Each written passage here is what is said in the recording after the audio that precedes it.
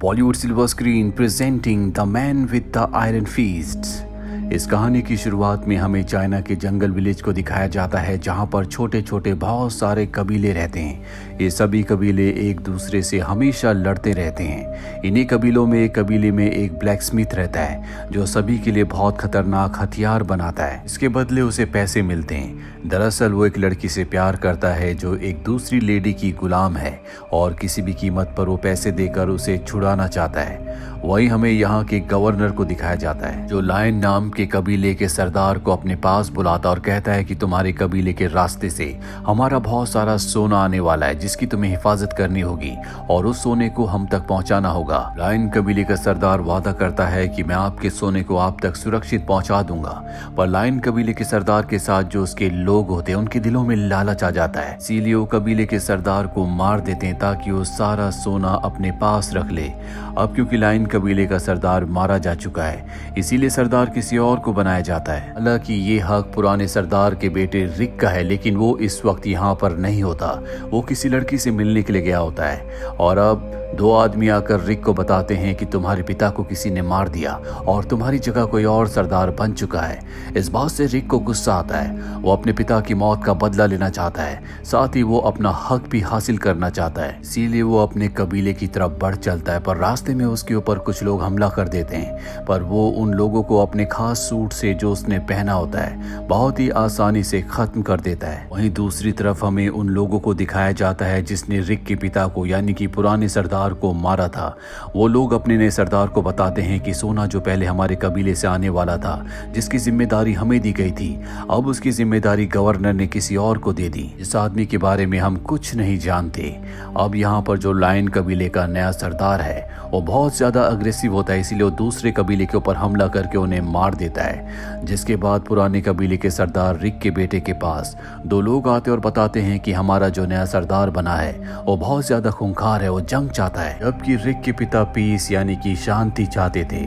वहीं लायन कबीले का नया सरदार अपने पास एक बहुत ही ताकतवर इंसान को बुलाता है और कहता है कि तुम्हें रिक को खत्म करना होगा।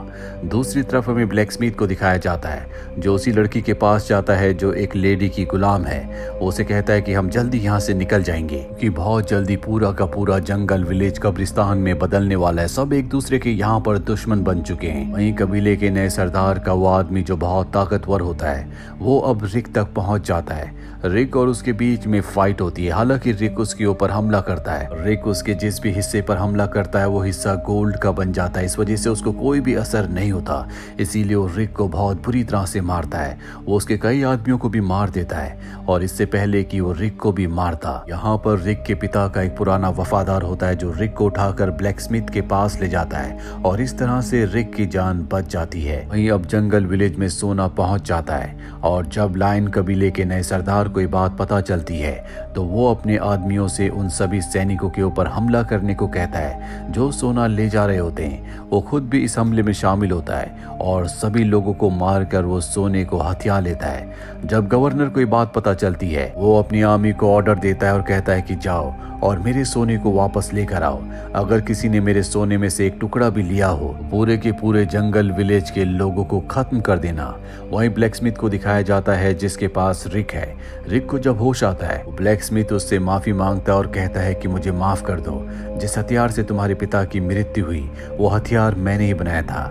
रिक कहता है कि अब तुम्हें मेरे लिए मेरा सूट बनाना होगा, क्योंकि मेरा सूट पूरी तरह से डिस्ट्रॉय हो चुका है। ब्लैक स्मिथ कहता है कि मैं तुम्हारे लिए सूट जरूर बनाऊंगा, पर कुछ ही देर बाद लायन कबीले के नए सरदार के आदमी उसे पकड़कर अपने साथ ले जाते हैं। वो उसे रिक के बारे में बहुत पूछते हैं। ब्लैक स्मिथ उन्हें रिक के बारे में कुछ नहीं बताता, जिसके बाद वो ब्लैक स्मिथ को बहुत ज्यादा टॉर्चर करते हैं।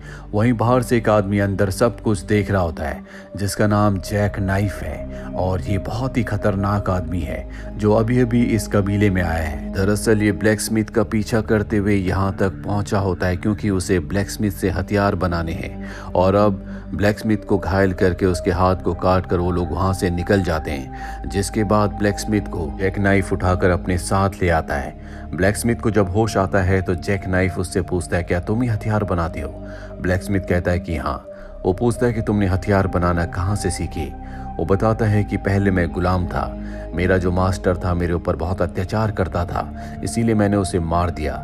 जिसके बाद मेरी मॉम ने मुझे वहां से भगा दिया। मैं कई दिनों तक भागता रहा और जब मैं एक टेम्पल पहुंचा तो वहां पर जो मॉन्क थे उन्होंने मुझे हथियार बनाना सिखाया।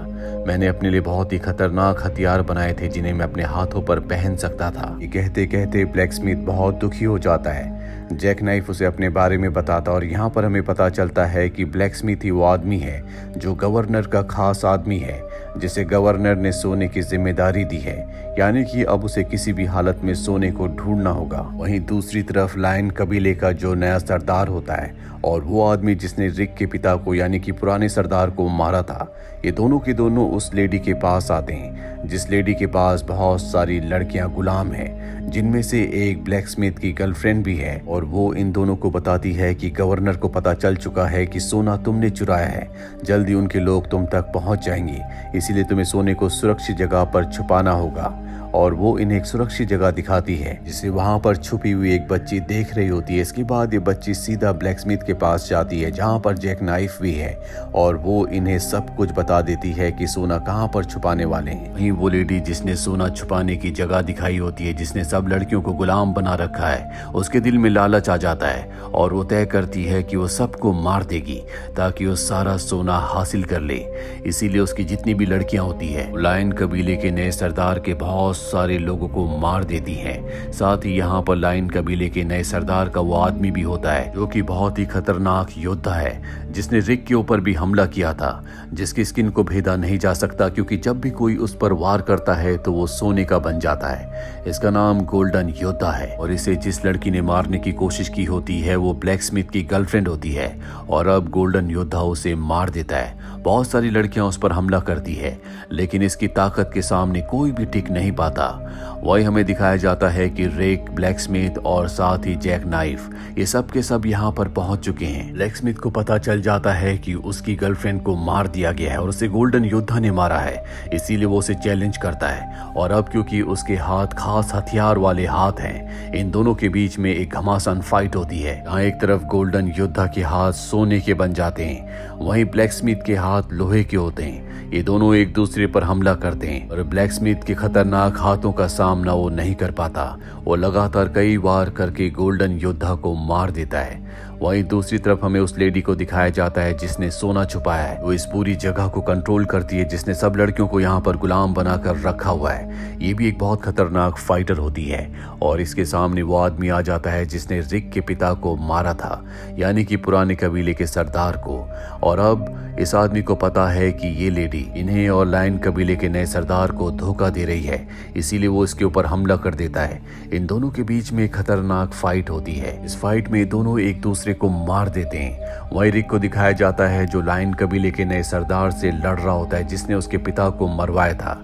और इन दोनों की फाइट में रिक की जीत होती है। उसे मारकर उसे सोने में डाल देता है जिस सोने की वजह से उसने रिक के पिता को मारा था। बाहर दिखाया जाता है जहां पर गवर्नर की आर्मी आ चुकी है। वो इस पूरी जगह को ब्लास्ट करने वाली होती है कि तभी जैक नाइफ बाहर जाता है और उन्हें सोने की एक की दिखाता है जो इस बात का निशान है कि उन्हें सोना मिल चुका है। जिसके बाद गवर्नर के लोग इस जगह को ब्लास्ट नहीं करते। वहीं ब्लैकस्मिथ को दिखाया जाता है जो रिक के पास जाता है। रिक उसे शुक्रिया कहता है क्योंकि रिक की उसने बहुत मदद की होती है। वो कहता है कि तुम मेरे भाई की तरह हो। सब अपने अपने रास्ते चले जाते हैं और तभी रिक को, जो अब लायन कबीले का नया सरदार है, उसे पता चलता है कि वो लड़की जिससे वो प्यार करता है, कुछ लोग उसे उठाकर ले गए हैं। इसीलिए वापस से एक बार फिर से वो ब्लैकस्मिथ के पास जाता है और कहता है कि एक बार फिर मुझे तुम्हारी मदद की जरूरत है।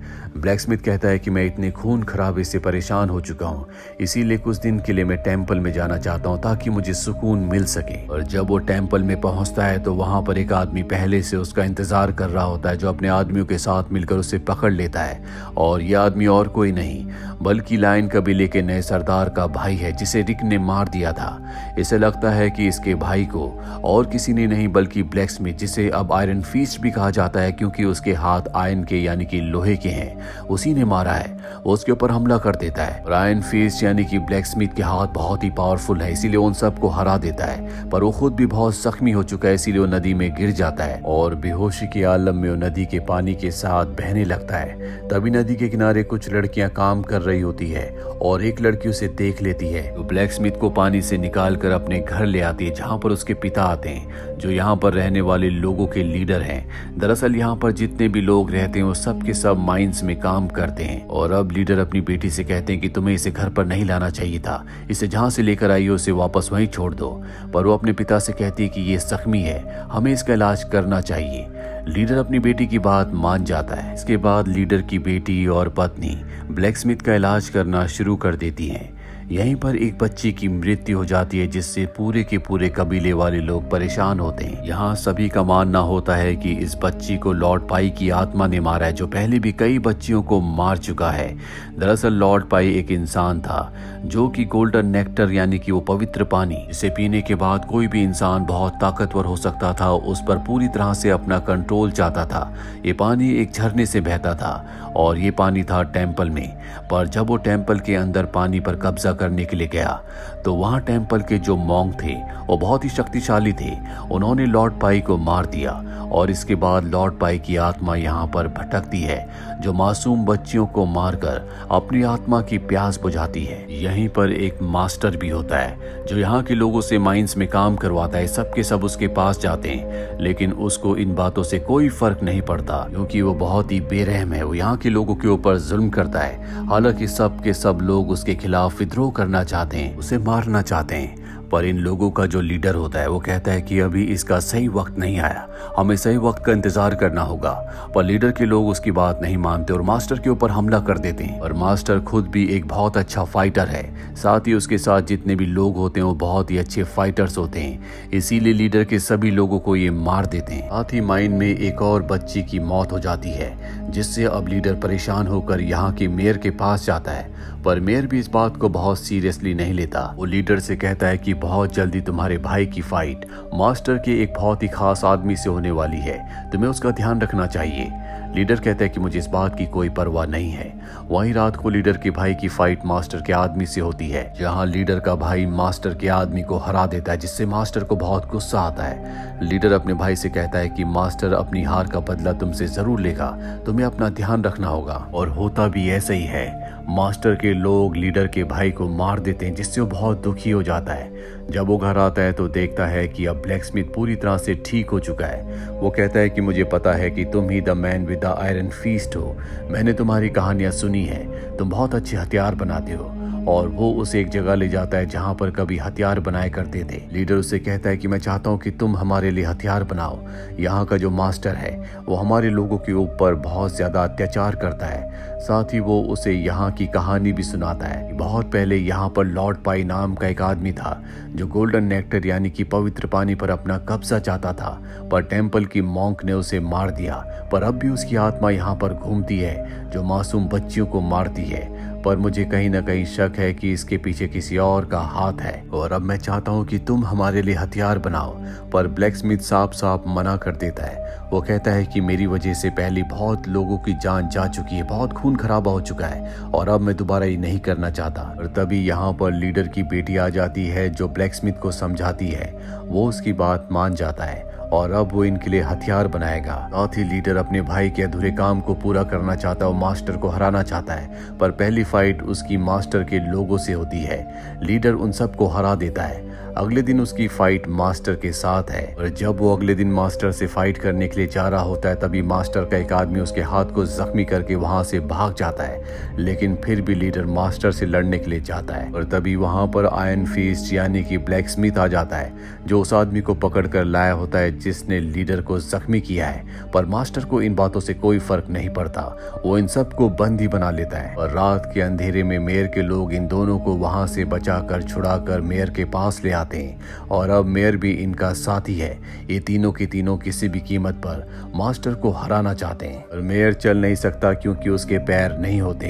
ब्लैक स्मिथ कहता है कि तुम चिंता मत करो, जिस तरह से मैंने अपने लिए खतरनाक हाथ बनाए हैं उसी तरह से मैं तुम्हारे लिए पैर भी बना दूंगा। और जल्दी वो उसके लिए पैर बना देता है। वही लीडर अब टेम्पल के मॉन्क के पास जाता है जहाँ पर टेम्पल के मॉन्क बताते हैं कि कई सालों पहले लॉर्ड पाई टेम्पल के अंदर उस पवित्र पानी को यानी कि गोल्डन नेक्टर को चुराने के लिए आया था। वो इस जगह पर कब्जा चाहता था, लेकिन हमने उसे पकड़ लिया। हमने उसे जिंदा तो छोड़ दिया पर उसके पैर काट दिए। और यहाँ पर लीडर को सब कुछ समझ में आ जाता है। शहर का जो मेयर है वही लॉर्ड पाई है। साथ ही ने यह भी पता चल जाता है कि शहर में जो मास्टर माइनिंग का काम करवाता है उसका भी मेन मकसद गोल्डन नेक्टर को, पवित्र पानी को पाने का है, जो जमीन के नीचे से उस पानी तक पहुंचना चाहता है। और अब सब के सब टेम्पल पर हमला कर देते हैं, लेकिन लीडर के जो लोग होते हैं वो उन्हें रोकने की कोशिश करते हैं। मेयर यानी कि लॉर्ड पाई भी यहाँ पर आ जाता है, जो लीडर की बेटी को पकड़कर उसकी आत्मा को खींचना शुरू कर देता है, जैसा कि वो हमेशा से गांव की लड़कियों की आत्मा को खींचा करता था। और अब जबकि उसने लीडर की बेटी की आत्मा को खींचकर उसे मार दिया है, तो लीडर गुस्से से अपना आपा खो बैठता है और उसके सामने जो मास्टर होता है उसे एक ही वार में मार देता है। और अब लीडर और ब्लैकस्मिथ दोनों मिलकर लॉर्ड पाई यानी कि मेयर के ऊपर हमला कर देते हैं, लेकिन उसके पैर बहुत ही स्ट्रांग होते हैं। इनका सामना ब्लैकस्मिथ अपनी आयरन फीस से करता है।